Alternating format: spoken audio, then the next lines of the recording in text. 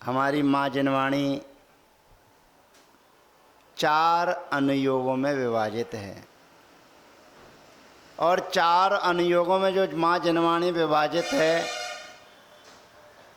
लक्ष्य एक होता है लेकिन रास्ते 4 बना दिए जाते हैं। लक्ष्य एक होता है, रास्ते 4 बना दिए जाते हैं। 4 रास्ते बनने पर लक्ष्य 4 नहीं हो जाएंगे, पहुंचना वही है। चौराहे का मतलब यही होता है कि 4 जगह से चलने वाला व्यक्ति एक स्थान पर पहुंच जाए, उसका नाम है चौराया। तो ऐसे ही माँ जनवाणी जो हमारी है वो 4 रास्तों से चलकर एक स्थान पर लेकर आती है। अब एक स्थान पर जब आते हैं तो उसमें एक रास्ता, जिस रास्ते से चलकर आए हैं वही रास्ता अच्छा है और 3 रास्ते खराब हैं। भाई चौराहे से आप चले कि भी बाड़े जाना है, इधर जाना है, कंपू जाना है, तो कहाँ से जाना है, हजरात पुल से जाना है, कहाँ से जाना है। तो जिस रास्ते को आपने पकड़कर उस गंतव्य स्थान पर पहुंच गए तो आपने कहा ये रास्ता सही है, और कोई दौलतगंज होके बाड़ा कंपू पहुंच गए तो वो रास्ता के बेकार है। जहाँ जिस रास्ते से चलकर जिसकी अनुकूलता बनती है वही रास्ते पर चलता है, लेकिन जिस रास्ते पर नहीं चले हैं वो रास्ता भी है, ये हमको और आपको मानना पड़ेगा, स्वीकार करना पड़ेगा। ये हमारी बहन जी बैठी हुई हैं। विचार करना, चिंतन करना, मनन करना।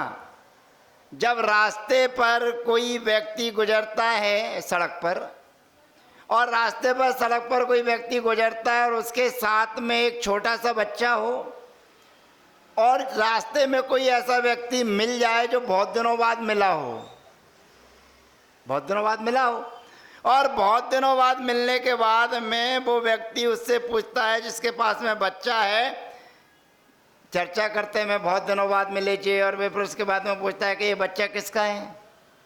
वो क्या जवाब देता है?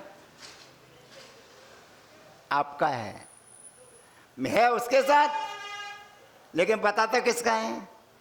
तो ये कहने का मतलब है कि जब कहा कि आपका है तो इसका मतलब आपका नहीं है, समझ जाता है किसका है। नई गाड़ी खरीदी है और नई गाड़ी खरीदने के बाद में सामने वाला पूछता है कि ये गाड़ी किसकी है, आप जवाब देते हैं आपकी है। और मान के चलो उस व्यक्ति से पहले जब आप मिले थे तब अकेले थे, और अकेले हो जाने के बाद में 7 फेरे डल गए, डबल हो गए, और डबल फेरे वाले के साथ में 7 फेरे वाले के साथ में जब डबल हो गए और उसके साथ में गुजर रहे हो और सामने वाला व्यक्ति पूछे कौन की है, अब आप क्या जवाब दोगे? अब नहीं कह सकते हो कि आप ही की है। बात आई समझ में नहीं आई? बच्चा साथ में था, आपने क्या कह दिया? आपका ही है। गाड़ी आपके पास में थी, गाड़ी आपने कह दी किसकी है? आपकी है। और अब जो अर्धांगिनी आपके साथ में है और सामने वाले ने आपसे पूछा कि ये कौन है, तो अब क्या कहोगे आप? अब आप ये नहीं कहोगे कि आपकी है, आपकी है तो दे नहीं दोगे। बच्चा आपका है, दे नहीं दोगे। गाड़ी आपकी है, दे नहीं दोगे। लेकिन जिसमें हमारा व्यवहार लगता है उसी में व्यवहार लगाया जाएगा, और जिसमें हमारा व्यवहार नहीं लगता है उसमें हमारा व्यवहार नहीं लग सकता है। बच्चे के लिए कहा जा सकता है आपका है, सामने वाला समझ जाएगा इन्हीं का है। गाड़ी के लिए आप कहेंगे कि आप ही की है, वो समझ जाएगा कि ये इन्हीं की है। लेकिन ये अर्धांगिनी किसकी है? पहले सब तो वो पूछने वाला व्यक्ति ही सही नहीं होगा, क्योंकि आदमी के साथ में स्वयं की अर्धांगिनी ही होती है, दूसरे की नहीं होती है। फिर भी एक व्यवहार चल जाए कि हो सकता है कि बहन हो सकता है कि भाभी जी हो। फिर अगर वो पूछ लेता है कि ये कौन है, तो सामने वाला फिर ये नहीं कह सकता है कि ये आपकी है। कहेगा क्या? नहीं कहेगा ना। बात समझना, यही माँ जनवाणी है। ये जनवाणी जो हमारे और आपके बीच में है वो केवल अभिप्राय को बताने वाली है। अभिप्राय को समझने के बाद में अब हमें क्या करना है क्या नहीं करना, ये ऊपर कुछ लिखा हुआ है। मंदिर में जब आप चल रहे हैं, प्रवेश कर रहे हैं, तो आप जहाँ से मंदिर के अंदर प्रवेश करें वहीं से स्वाध्याय कर सकते हैं। जब मंदिर के अंदर प्रवेश किया तो कुछ माँ बहनें भाई क्या करते हैं सबसे पहले? बोलिए। मंदिर के अंदर प्रवेश करते हैं तो बहुत से लोग मंदिर के चरण स्पर्श करते हैं। जब मंदिर के चरण स्पर्श करते हैं इसका मतलब ये है कि जहां हमारा ये मस्तक झुक रहा है वो पूजनीय है, वंदनीय है, इसलिए हम नमस्कार कर रहे हैं।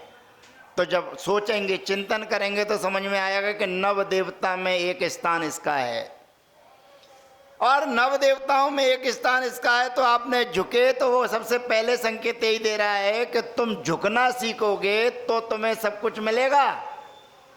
यहां से ही शुरुआत करना है झुकने की, और अंदर जहां जहां चले जाओ, शिखर के ऊपर तक चले जाओ, उस शिखर के अंदर रहने वाले भी परमात्मा है। तो वहां तक यदि झुकते हुए चले जाओगे तो तुम भी इस लाइन में आ जाओगे कि एक वेदी में आपकी भी स्थापना हो जाएगी। जिन जिन लोगों की वेदी में स्थापना हुई है वो कभी झुके थे इसलिए स्थापना हुई, और जो नहीं झुका वो संबर जाति का देव है।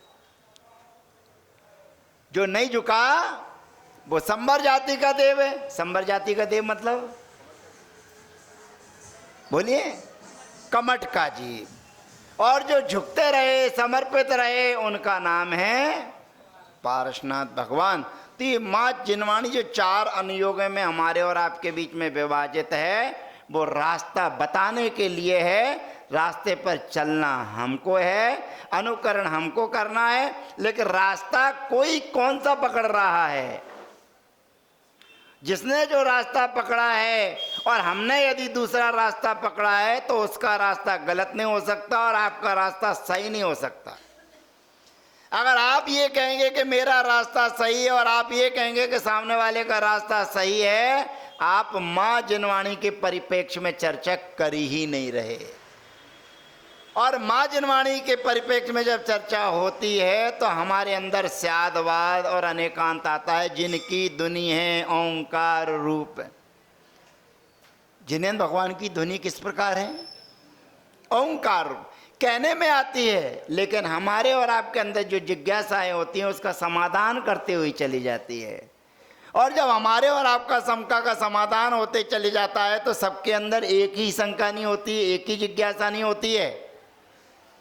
भगवान के दर्शन करने के लिए यहाँ जितने लोग आए हुए हैं, सबसे पहले मैं बता दूं कि मैं भगवान के दर्शन करके आया तो भगवान से मैंने क्या कहा, कुछ तो कहना ही पड़ेगा।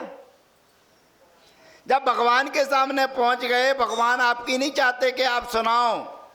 6 डालाकार ने लिख रखा है कि न हूं न करो न धरो को, सट द्रव्य में ही ये संसार है। न ब्रह्मा विष्णु महेश, न कोई करने वाले हैं, न कोई बनाने वाले हैं, न कोई धरता है। ये कर्म और जीव का संबंध जो अनादि काल से जुड़ा हुआ है। मैं आपसे पूछना चाहता हूं, शुद्ध सोना होता है, वो शुद्ध सोना कहां से प्राप्त होता है? शुद्ध सोना कहां से प्राप्त होता है? पहाड़ से, पाषाण से। कहां से मिलता है? पहाड़ से, पत्थर से, पाषाण से। लेकिन जो पाषाण, स्वर्ण पाषाण है, उस स्वर्ण पाषाण को 1 बार नहीं, 2 बार नहीं, 3 बार नहीं, 4 बार नहीं, 5 बार नहीं, कितने बार? 16 बार। कितने बार? जब तक 16 बार उसको तपाया नहीं जाता है तब तक उसमें से स्वर्णता प्राप्त नहीं होती। तो आचार्य भगवंत कहते हैं कि 15 बार भी तुमने यदि उसको तपा दिया है और 16वीं बार नहीं तपाया है तो वो तुम्हारा कभी स्वर्णता को प्राप्त होने वाला नहीं है। अब विचार ये करना कि 15 बार जो तपाया है वो बेकार गया क्या? बिना 15 बार तपाए आप कभी 16वें बार पे पहुंच नहीं सकते। और 16वें बार से आपको लक्ष्य की प्राप्ति होगी, तो लक्ष्य की जिससे प्राप्ति हुई है वही मान नहीं है। उसके पहले जो 15 बार तपाया गया है उसके बिना 16वीं बार कभी तप नहीं सकता है। तो 15 बार जो तपा और 16वीं बार तपा, उसी का नाम है व्यवहार। और लक्ष्य की प्राप्ति हो गई, स्वर्णता की प्राप्ति हो गई, उसका नाम है निश्चय। और ये निश्चय और व्यवहार की परिपाटी जो हमारे और आपके बीच में है, ये दोनों नए हैं, ध्यान रखना। प्रमाण वस्तु के संपूर्ण स्वरूप को बताता है और वस्तु में भेद करने का नाम है निश्चय। चाहे व्यवहार न हो और चाहे निश्चय न हो, जो वस्तु के अंश को बताएंगे, संपूर्ण वस्तु को नहीं बताएंगे, ये ध्यान रखना। एक भ्रमर देखा होगा आपने, भ्रमर जानते हैं? भ्रमर, भौरा, जो चलाने वाला होता है वही भौरा? वो नहीं, चलाने वाला भौरा हो सकता है लेकिन भ्रमर नहीं हो सकता, और भ्रमर भौरा हो सकता है, क्योंकि हम उसी को कह रहे हैं। कभी देखा है आप लोगों ने? नहीं देखा है? देखा है? वो चलाने वाला भौरा मत ले लेना जो रस्सी लगा के चलाया जाता है। चार इंद्री जो जीव है भ्रमण, उसको भौरा कहते हैं। वो भ्रमण को देखा होगा आपने, वो कहाँ गुनगुनाता है? वो मच्छर गुनगुनाता है। वो मच्छर का स्वभाव और भौरे का स्वभाव समझना क्या है? मच्छर जब आपके पास में आएगा तो सबसे पहले आपके चरणों में आएगा, आपके चरण स्पर्श करेगा। वो कभी चेक कर लेना, पहले आपके चरण स्पर्श करेगा कि आप ही सर्वमान्य हैं, और जब चरणों पे आके अपना संपर्क दे देगा कि मैं आ गया हूं, उसके बाद आपकी 3 परिक्रमा लगाएगा, 1 2 3, और परिक्रमा लगाने के बाद वो आगे कुछ नहीं करेगा, उसका काम है पीछे पीठ में अटैच करेगा। इसको कहते हैं मच्छर, इसको कहते हैं दुष्ट, इसको कहते हैं दुर्जन, जो पहले आएंगे आपके चरणों में कि जो हैं प्रभु आप ही हैं, आपके अलावा और कोई नहीं है। फिर आपकी 3 परिक्रमा लगाएंगे, फिर उसके बाद जब मौका लगेगा तो पीठ से डंक लगाएंगे, उसका नाम है मच्छर। अब उसके बाद में मेरी जो चर्चा चल रही है वो भ्रमर की चल रही है, भौरे की चल रही है। वो भौरा और भ्रमर कहाँ गुनगुनाता है? फूल पर गुनगुनाता है कि फूल के आसपास गुनगुनाता है? आसपास गुनगुनाता है ना। फूल पे बैठने के पहले वो जब फूल के आसपास रहता है तब गुनगुनाता है, जिसकी आवाज सुनाई देगी आपको। अब जिस समय आपको उसकी आवाज सुनाई दे रही है, जिस समय वो गुनगुना रहा है, तो उस समय ये बताओ कि उसको फूल का स्वाद आ रहा है क्या? पक्का। और जिस समय वो फूल के ऊपर बैठ गया और फूल का रस लेने लगा, उस समय उसके गुनगुनाने की आवाज आ रही है क्या? नहीं आ रही ना, बस समझ लेना आप। जिस समय वो गुनगुना रहा है उस समय फूल का स्वाद नहीं आ रहा है, और जिस समय स्वाद ले रहा है तो उस समय गुनगुनाने की आवाज नहीं आ रही है। बस इतना ही जैन दर्शन है, इससे आगे नहीं। इष्टोपदेश पढ़ेंगे, अंत में कहा जीव जुदा पुद्गल जुदा, यही तत्व का सार, और जो काऊ है याई का विस्तार। समय सार पूरा ग्रंथ पढ़ना चाहेंगे, उसमें 19 नंबर की गाथा कहेगी, तू द्रव्य कर्म नो कर्म भाव कर्म इन तीनों से रहित है। कौन से नंबर की गाथा? 19 नंबर। एक गाथा पर्याप्त है? एक ही गाथा तो है, सार तो वही है कि तू द्रव्य कर्म नो कर्म भाव कर्मों से रहित है, इतना ही सार है उस पूरे समय सार का। तो थोड़े से बीच में वो चले जाएंगे तो कहेंगे अहम को खलु शुद्धो धनसरणाण मये सदारुवी न भी अत्मज किंच भी अन्नम परमाणु मित्तम भी। तू ये चिंतन करके अहम को, मैं एक हूँ, अकेला हूँ, शाश्वत हूँ, ध्रुव हूँ, और अणु परमाणु मात्र भी मेरा नहीं है, ये दूसरी गाथा हो गई। ऐसे कर करके अगर गाथाएं निकालेंगे जिससे हमारी आत्मा का सीधा संबंध जुड़ा हुआ है, तो ज़्यादा से ज़्यादा 25-30 गाथाएं आएंगी। कितनी आएंगी? अब प्रश्न हमारा ये है कि जब एक गाथा में काम हो रहा है कि तू द्रव्य कर्म भाव कर्म और नो कर्म से रहित है, जब एक गाथा में काम हो रहा है कि मिक्को खलु शुद्धो दंसरणाण मय्य नवरूपी, तो फिर 415 गाथाएं लिखने की आवश्यकता क्या पड़ी? 415 गाथाएं लिखने की आवश्यकता क्या पड़ी? तो 415 गाथाएं या 439 गाथाएं जो लिखने का है, उसका मूल उद्देश्य यही है किसी न किसी गाथा से आपका कल्याण हो जाए। तो इसका मतलब ये मत समझना कि 19 नंबर की गाथा ही सब कुछ है और बाकी की सब गाथाएं बेकार हैं। आचार्य कुंद कुंद की प्रत्येक देशना स्वर्णमयी है। हम उस गाथा को, उस ग्रंथ को, कोई भी ग्रंथ ऐसा नहीं है, कोई भी गाथा ऐसी नहीं है जो बेकार हो।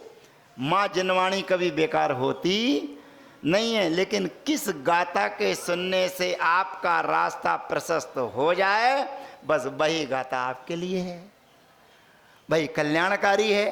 तो जिनवाणी जो हमारी और आपके बीच में है वो स्यादवाद और अनेकांत में है। तो भ्रमर और भौरे की चर्चा करके 10 मिनट होने वाले हैं, हो गए होंगे, 1 आध मिनट बचा होगा, नहीं बचा होगा तो पूरा हो जाएगा। तो भ्रमर जब तक भौरे के पास में गुनगुना रहा है उसको स्वाद नहीं आ रहा, और जब स्वाद ले रहा है तो गुनगुना नहीं रहा है। बस ये दृष्टांत समझ लेना। आप आवाज लगा रहे हैं, आप चिल्ला रहे हैं आत्मा आत्मा आत्मा आत्मा, तो जब तक आप चिल्लाते रहोगे तब तक आत्मा का स्वाद आने वाला नहीं है, और जब आत्मा का स्वाद आएगा तो गुनगुनाना बंद हो जाएगा। तो जहां आपका गुनगुनाना बंद हो जाए और आप अंदर और बाहर एक हो जाएं, बस उसी का नाम वो भ्रमर की तरह आत्मस्थ है, समय सार है। बस बाकी और इस संसार में कुछ भी मेरा किसी से लेना देना नहीं है। कसायों की परिणति चल रही है जो कर्म कृत है, लेकिन बिना इसके हम रह नहीं सकते हैं। दिगंबर मुनि महाराज आपके बीच में आते हैं, काय के लिए आते हैं? काय के लिए आते हैं? इसके लिए तो आते हैं। अगर ये ना हो, ये पेट ना हो, तो आप जैसों को दर्शन भी ना मिले मुनि महाराज के। भाई आपको जो मुनि महाराज आपके बीच में आ रहे हैं वो काय के लिए आ रहे हैं? शरीर मेरा नहीं है ना, है क्या? शरीर कर्म है, नाम कर्म का एक भेद है।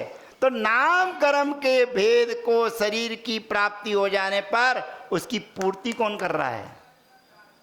शरीर की पूर्ति शरीर नहीं करता, शरीर की पूर्ति शरीर करे तो मुर्दा भी करने लगे, वो भी उठा के खाने लगे।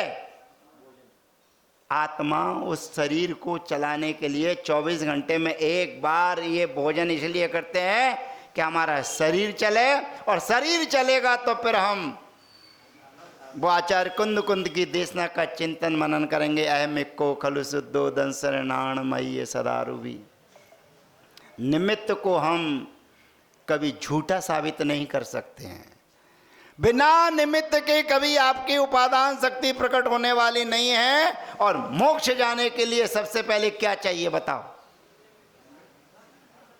मोक्ष जाने के लिए सबसे पहले बहन जी क्या चाहिए? अरे सबसे पहले चाहिए वज्र वृषभ नाराच सैनन। 6 सेनाओं में 5 आपके पास में होगा, मोक्ष की लाइन में लग भी नहीं सकते हो आप। तो सबसे पहले मोक्ष की लाइन में लगने के लिए आपके पास क्या चाहिए? वज्र वृषभ नारा सैनन माने शरीर चाहिए। आगे की चर्चा बहुत है, करते जाओ तो महीने भर में भी माँ जिनवाणी समाप्त ना हो। समय 10 मिनट का मिला है, महाराज जी के सुनने के लिए आया हूँ, से चर्चा फिर कभी। बोलिए महावीर भगवान की।